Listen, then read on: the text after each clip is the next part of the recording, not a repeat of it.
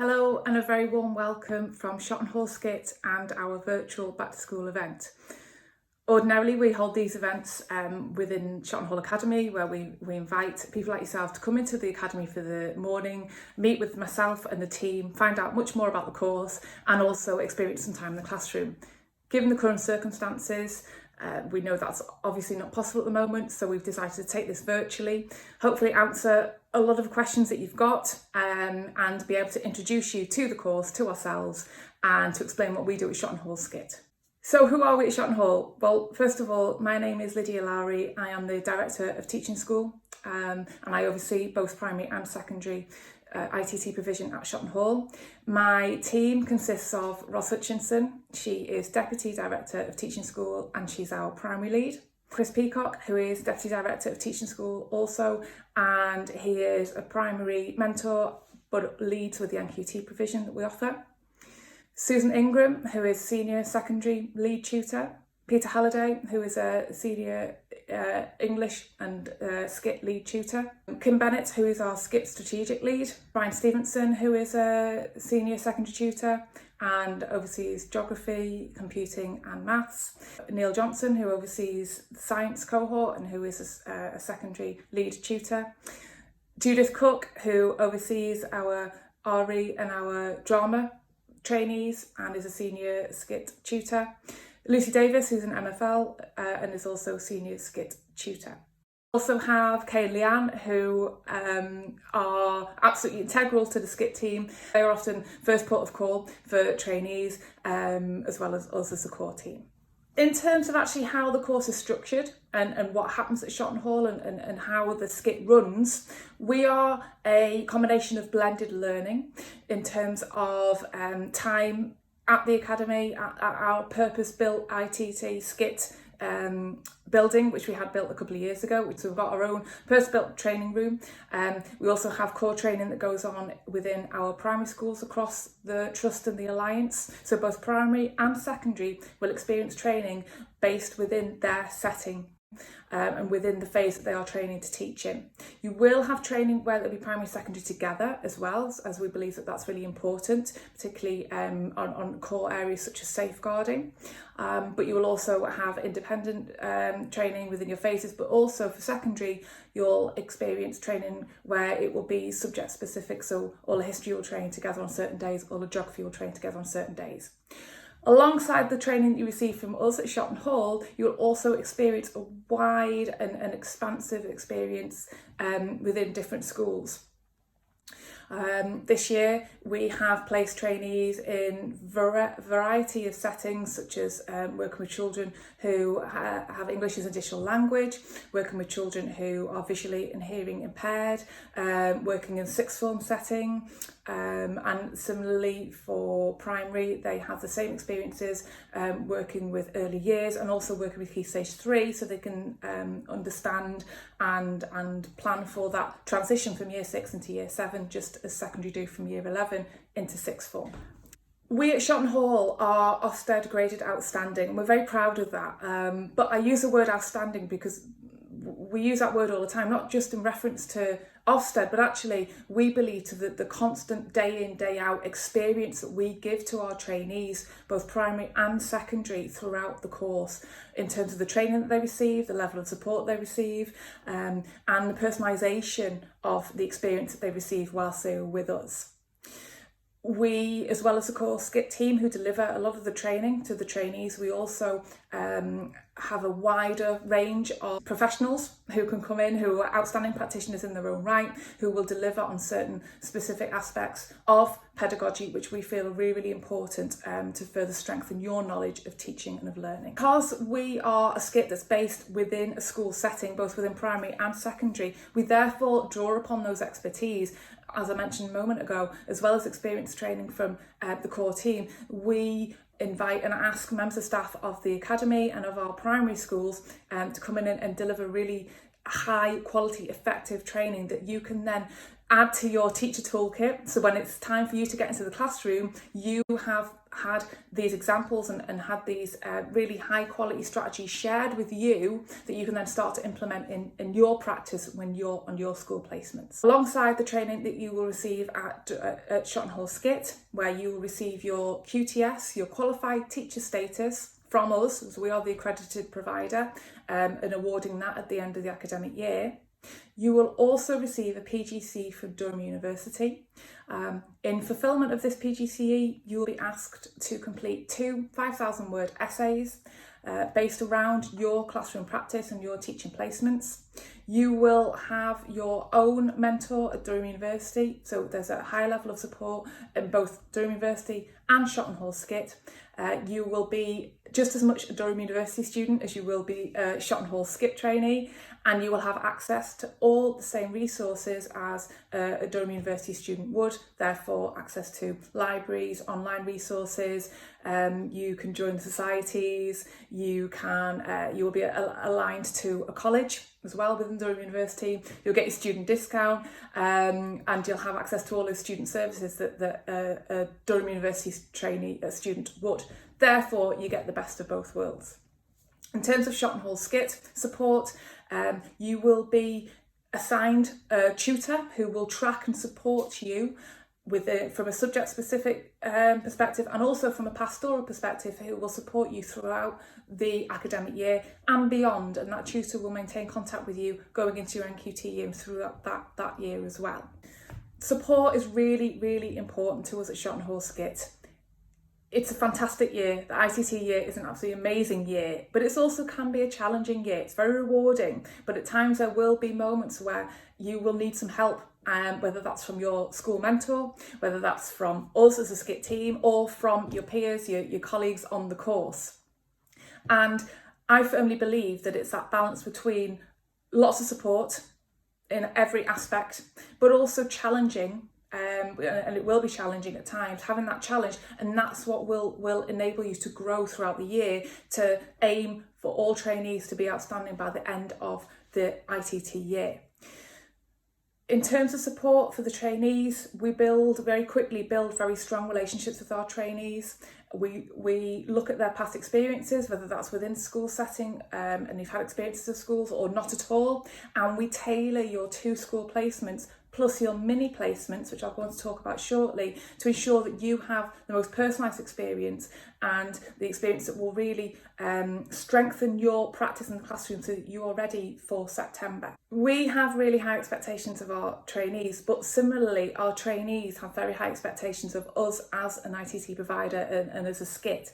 Therefore, as I mentioned earlier, with regards to constantly strengthening our provision and reviewing what we do and wanting to make it better all the time is what we pride ourselves in, and we aim for outstanding for ourselves and for you as trainees. Throughout the year, you will experience a wide variety of training and support, but that ultimately begins with personalised action planning and support and training in terms of your subject knowledge, and also developing those skills within the classroom. You will experience expert and immersive training in a range of educational settings, and that's where our mini placements come into their own. So we feel that these are a really unique aspect of our ITT course, and these mini placements you will experience across the year, six of them in total, from pastoral to working with children who've got SEND, EAL, English as a digital language, working sixth form, working in settings which supports children who struggle in mainstream school, and to see how staff manage behaviour and expectations in those smaller settings. By having experienced all these different types of placements, again, that's growing your expertise, it's growing your knowledge, it's growing your skills within the classroom, so that when you are on placement this year, you can pull out of your teacher's toolkit those strategies that you've seen really experienced practitioners whilst you're on mini placement do to a high standard, and you can then start to build that into your own practice. Ultimately, that will also benefit you and help you going into NQT year and beyond. With regards to the schools that we work with and placements, so we work with over 85 schools in the region, stretching from North Yorkshire all the way up to Northumberland, and We have grown these relationships with our partner schools for the past 6 years, and we pride ourselves in the strong relationships we have with those schools, so that we know that when we place you in those schools that you will be well looked after, you will be well mentored from experienced practitioners, people who experience in mentoring and who want to give you the best possible experience when you're there on teaching placement to help you grow. We look at a combination of things when we place people in schools, and obviously geography is a big part of it. Certainly we aim for you to be travelling no further than a half an hour's commute, and if that's the case on first placement, then we would definitely look to reduce that on your second teaching placement. But we also look at many other things, many other factors that go into where we place you. And I know that often when you are starting this journey, when you're thinking about wanting to apply for teaching, where you're placed, it is really, really important, and we completely echo that and understand that and appreciate that. Not only do we look at geography, we also look, as I said, your previous experiences. Have you worked in a school setting or educational setting before? We look at your background, your subject knowledge, and where we can best place you so that we maximise that time in school for you and make it ultimately personalised. So currently this year, the trainees have experienced 2 teaching placements, a 5-week shorter placement, which takes place before Christmas, after October half term until the beginning of December.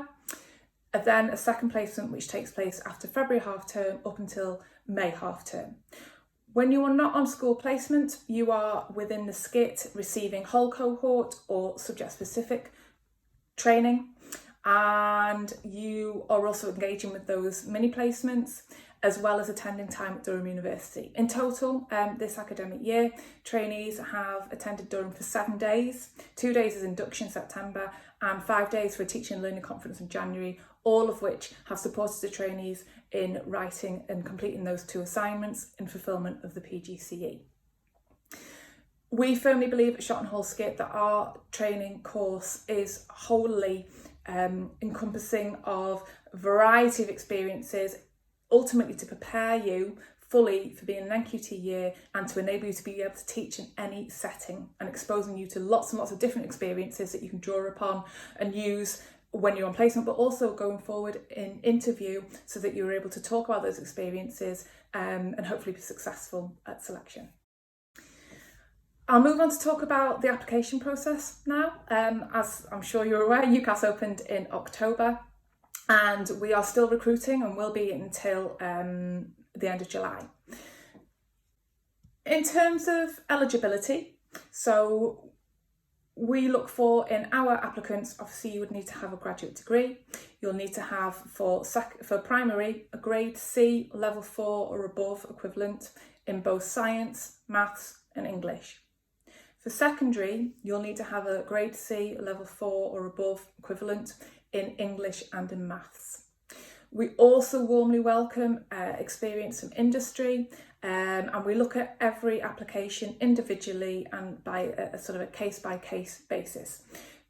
Often we find that people come into teaching from many different walks of life and many different routes, and it's not always graduate.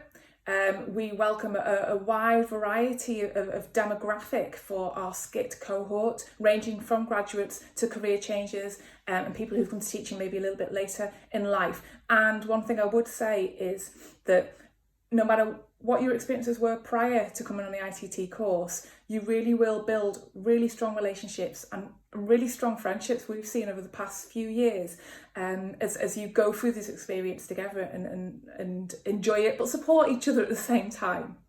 In regards to UCAS, so for your application, you would do that through the UCAS system, which I'm sure you are familiar with. And if it's successful, we will then invite you to interview. With regards to UCAS and your personal statement, I'm sure you'll be familiar and remember when you did this the first time round. With your personal statement, just some tips and hints, really, the kind of things that we at Shotton Hall SCITT look for when we read through applications. Ultimately is a passion for your subject and equally a passion to work with young people. That's really crucial, and getting that across in your personal statement is really important. If you have had any experiences working with young people in a school setting, or even some sort of mentoring, maybe you've worked with apprentices in a previous role, or that coaching almost, I think it's also really important. You do not need to have had any school experience in order to apply for an ITT course, and that would not bar you from being able to apply. With regards to your references, we would ask that this is, if possible, a current or a previous employer. Maybe it's a lecturer, somebody who's known you within a professional capacity. We would not accept any references from any members of family or friends or peers. It would need to be more of a professional relationship, and I'm certain that UCAS have got more information with regards to who to select for referees if you go onto their website. With regards to your choices, so when you first apply through UCAS, you will be given 3 choices. You will, if for whatever reason, maybe you go along to interview and you feel that that provider's not for you, or you change your mind about a provider, you can then progress to apply to, and that's when you'll be given a further 4 choices to make of different providers that you want your application to go to. Once we've received your application, we, as quickly as possible, we like to invite you to interview, and currently we are doing virtual interviews, and these have proved really successful over the past couple of months, and we'll continue to do these for the foreseeable future. These are as closely aligned as they would be ordinarily were we able to invite you into school.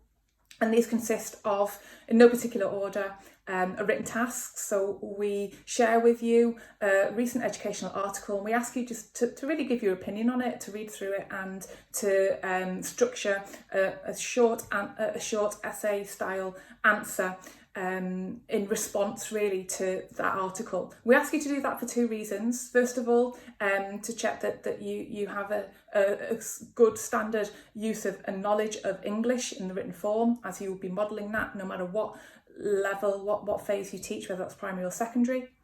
We also ask you to do this so that we are confident that you will be able to meet the requirements of Durham University and write at a master's level. We would also ask you to complete a short subject knowledge audit. So this is just a reflection on how confident you feel on certain areas within your subject area.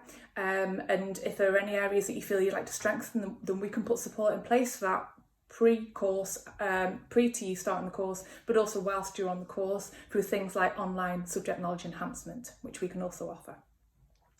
We would ask you to plan a sort of a 10 to 15 minute lesson. If this was in normal circumstances and we'd invited you into the skit, we would ask you to deliver that lesson, that short little teaching episode lesson to a group of students. We would make you aware and let you know the age range and the ability of those students prior to the delivery, and of course a member of the team and also the classroom teacher would be in the lesson during that time also. Often the feedback we get when trainees have done that lesson, naturally they do feel a little bit nervous, but they really enjoy the time that they have in the classroom on interview day. They say that actually it's confirmed that that's what they really want to do. They really enjoyed interacting with the young people, and they say the time goes really quickly, and often they don't get through everything that they plan. That's fine.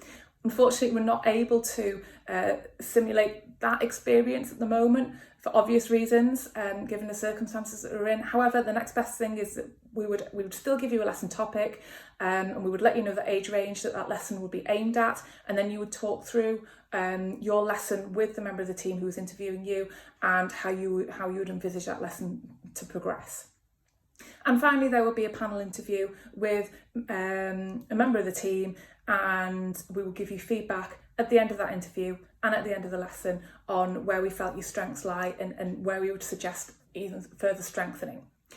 Obviously, we know that you are applying to the skit, certainly not as a finished article, you're applying towards to train to teach, and that's very much what we have in mind constantly when we interview, is that ultimately we are looking for potential. We're looking for enthusiastic people who have got a passion for working with young people, who've got a passion for their subject area and for the phase that they want to teach, and that we can help to mould and shape and coach that person to a really strong teacher by the end of the ITT year. We will give you an answer at the end of the interview process, and next steps will then be sent to you and offers will be made. With regards to funding, the fee to train with Shotton Hall SCITT is £9,250 for the year. There are bursaries available also across both primary and secondary, and they range from 26,000 accordingly to the subject and phase in which you want to teach.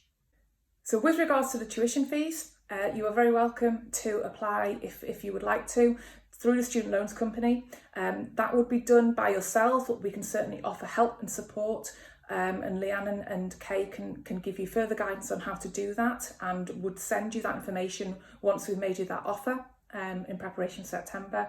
In terms of the bursaries, they are administered by ourselves from Shotton Hall SCITT, and they are paid in 10 monthly instalments, the first instalment of which is paid in October and the last is paid in July.